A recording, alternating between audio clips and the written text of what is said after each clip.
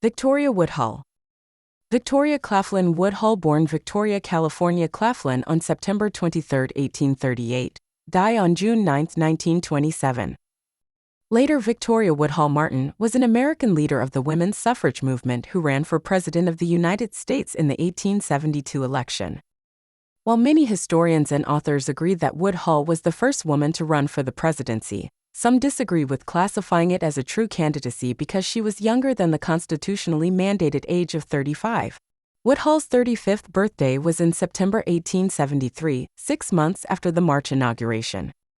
An activist for women's rights and labor reforms, Woodhull was also an advocate of free love, by which she meant the freedom to marry, divorce, and bear children without social restriction or government interference.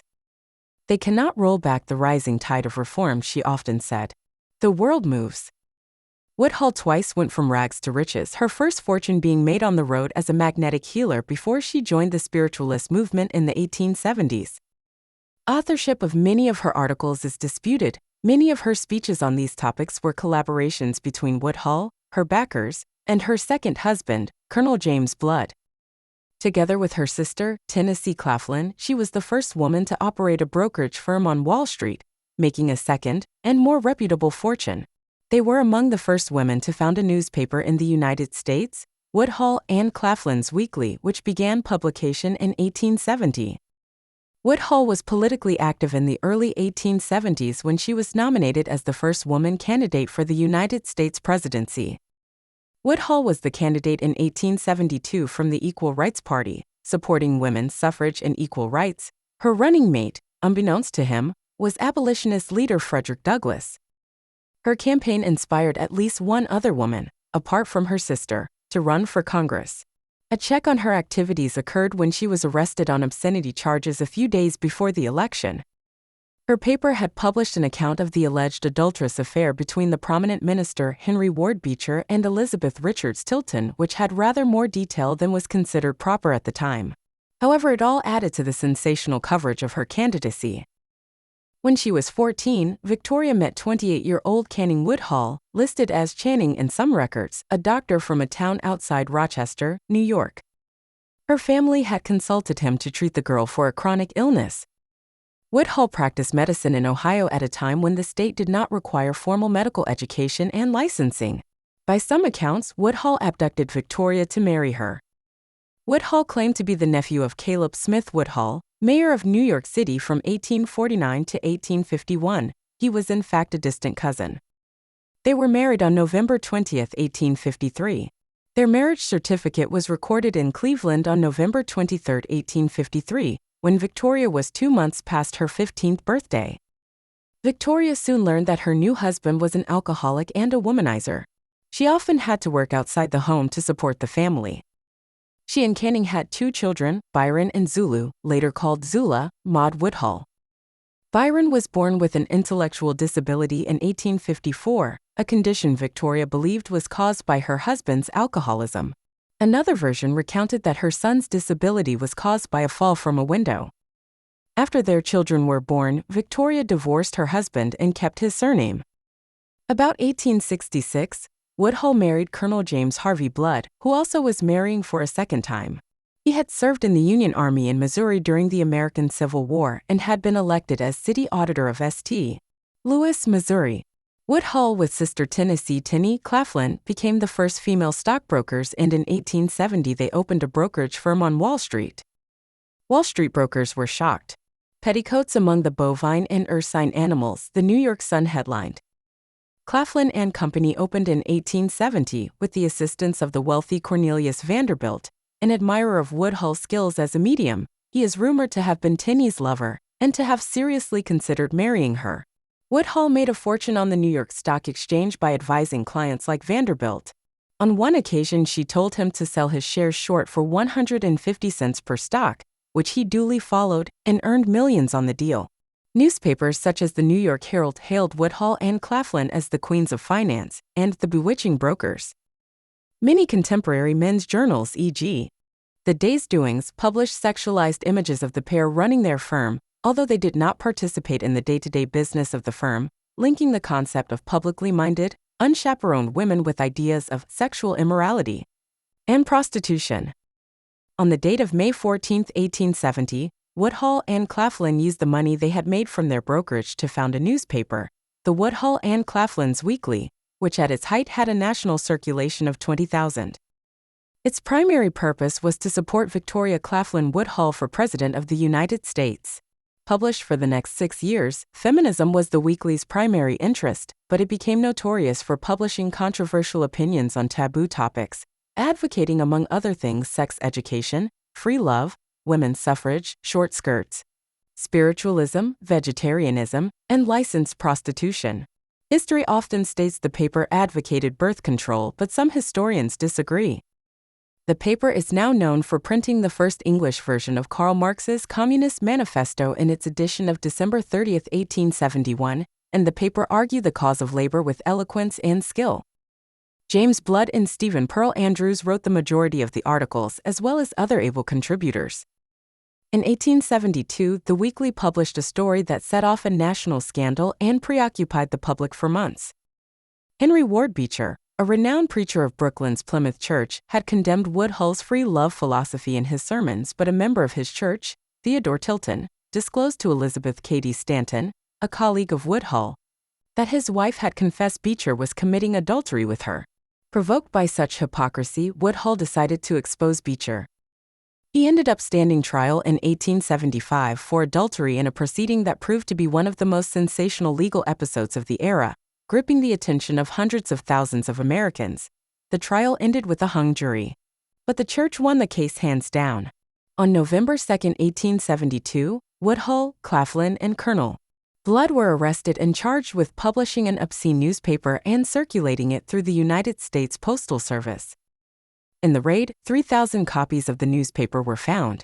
It was this arrest and Woodhull's acquittal that propelled Congress to pass the 1873 Comstock Laws. George Francis Train once defended her. Other feminists of her time, including Susan B. Anthony, disagreed with her tactics in pushing for women's equality. Some characterized her as opportunistic and unpredictable. In one notable incident, she had a run-in with Anthony during a meeting of the National Women's Suffrage Association, NWSA. The radical NWSA later merged with the conservative American Women's Suffrage Association, AWSA, to form the National American Women's Suffrage Association. Woodhull learned how to infiltrate the all-male domain of national politics and arranged to testify on women's suffrage before the House Judiciary Committee. In December 1870, she submitted a memorial in support of the new departure to the House Committee. She read the memorial aloud to the committee, arguing that women already had the right to vote. All they had to do was use it, since the 14th and 15th Amendments guaranteed the protection of that right for all citizens. The simple but powerful logic of her argument impressed some committee members. Learning of Woodhull's planned address, suffrage leaders postponed the opening of the 1871 National Women's Suffrage Association's third annual convention in Washington in order to attend the committee hearing. Susan B. Anthony, Elizabeth Cady Stanton, and Isabella Beecher Hooker saw Woodhull as the newest champion of their cause. They applauded her statement, "Women are the equals of men before the law and are equal in all their rights." With the power of her first public appearance as a women's rights advocate, Woodhull moved to the leadership circle of the suffrage movement. Although her constitutional argument was not original, she focused unprecedented public attention on suffrage. Woodhull was the second woman to petition Congress in person. The first was Elizabeth Cady Stanton. Numerous newspapers reported her appearance before Congress. Frank Leslie's illustrated newspaper printed a full-page engraving of Woodhull, surrounded by prominent suffragists, delivering her argument. On April 2, 1870, Woodhull's letter to the editor of the New York Herald was published. It announced her candidacy. Woodhull was nominated for President of the United States by the newly formed Equal Rights Party on May 10, 1872, at Apollo Hall, New York City. A year earlier, she had announced her intention to run.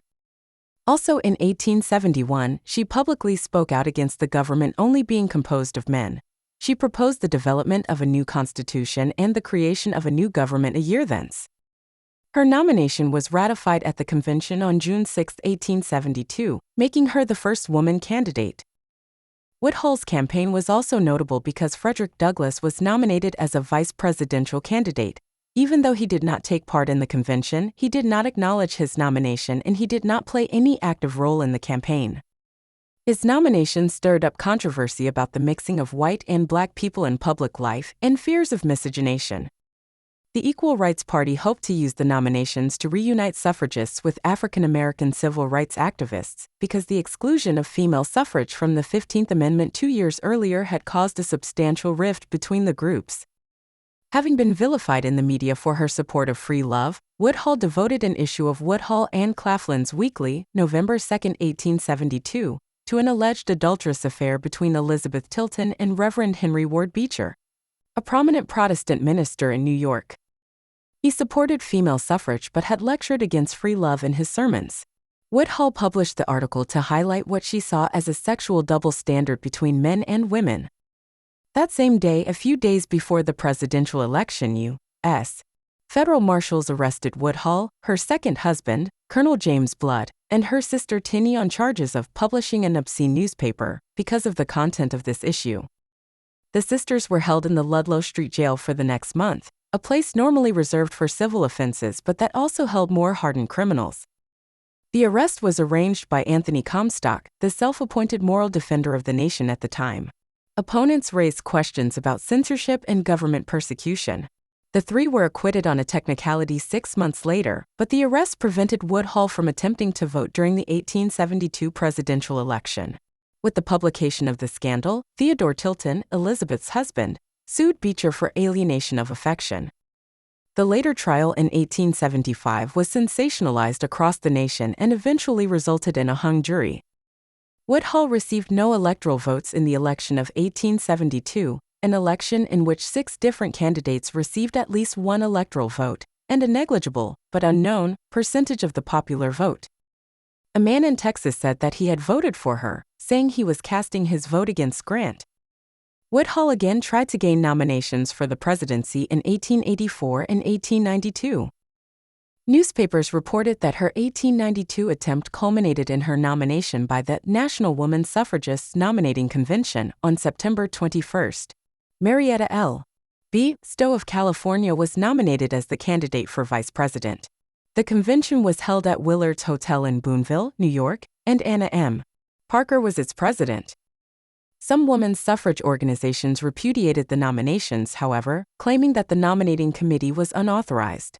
Woodhull was quoted as saying that she was destined, by prophecy, to be elected President of the United States in the upcoming election. In October 1876, Woodhull divorced her second husband, Colonel Blood. After Cornelius Vanderbilt's death in 1877, William Henry Vanderbilt paid Woodhull and her sister Claflin $1,000, equivalent to $27,000 in 2022, to leave the country because he was worried they might testify in hearings on the distribution of the elder Vanderbilt's estate. The sisters accepted the offer and moved to Great Britain in August 1877. Woodhull Martin died on June 9, 1927, at Norton Park in Bredon's Norton. Thanks for watching HerStory channel. Don't forget to like the video and subscribe our channel.